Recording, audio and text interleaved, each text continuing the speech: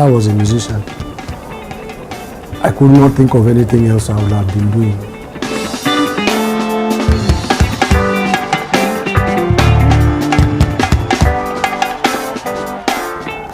I just needed to find my voice. So I didn't want to be monotonous first of all, and I didn't want to sound like the replica of my father.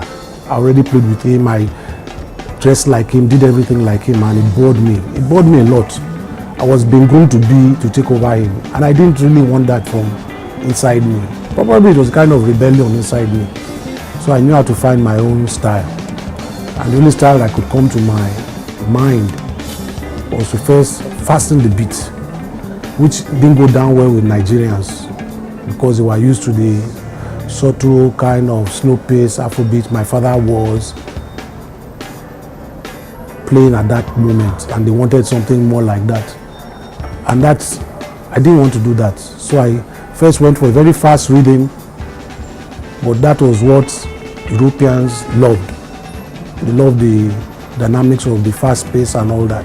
So I said to make my name long ago in France and Germany, Switzerland as well, before I was accepted here. Nigerians did not accept me till they heard a number like Wonder Wonder, which was more like the Fela-ish kind of Afrobeat. And they said, that's the one we are looking for, Afrobeat. And they didn't even believe it was my composition. They thought it was my father's own.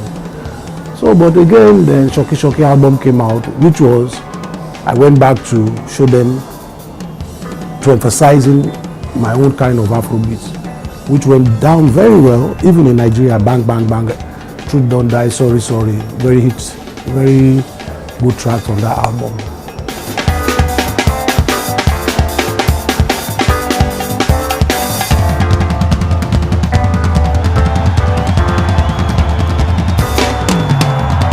My plan is, I know I cannot make 100 million Nigerians happy politically.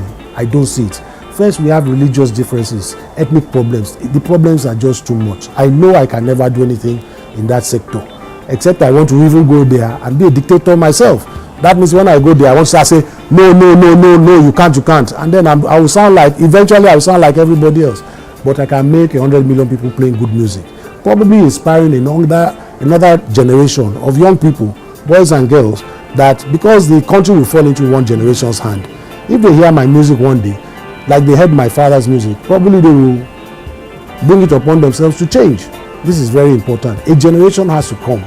So one day this generation will find themselves in power, whether they like it or not, because everybody has to die one day.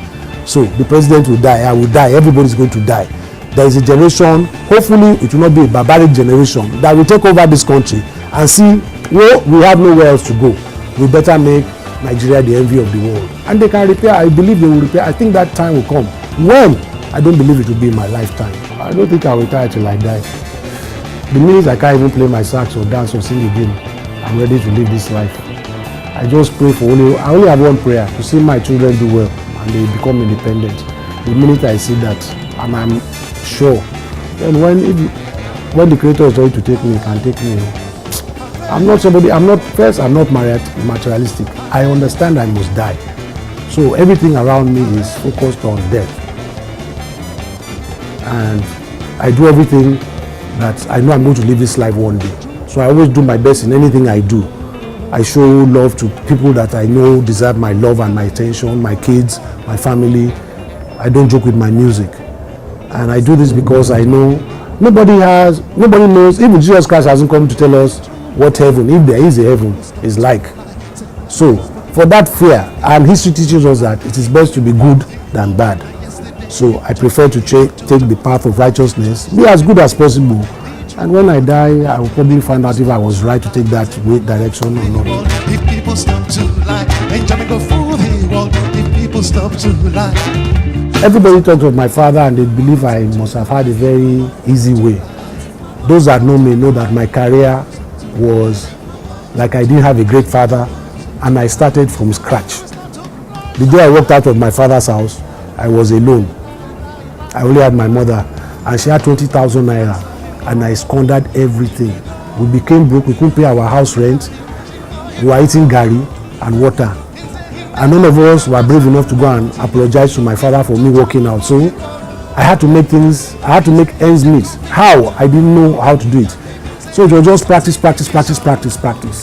So where I'm at my career now is when I remember those times, that how difficult it was, how Nigerians just made life difficult for me. The press made life miserable.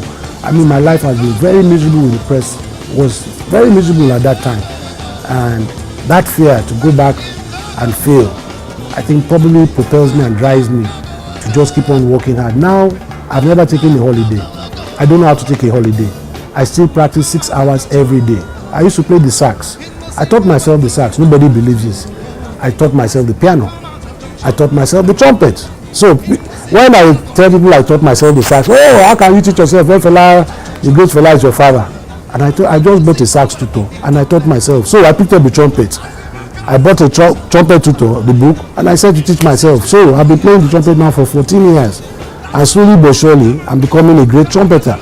In the next 5 years, if you hear I'm one of the greatest trumpeters, you won't be surprised because I practice 6 hours every day, come rain, come shine. So, and this is from, I think, the fear of losing everything in my life, the fear of poverty, fear of, wow, what if I can't play? What if I can't feed my family? So every time I get on stage, it's a matter of life and death. The way people they like, them know they fear them God. The way people they like, them know they fear them shrine. That doesn't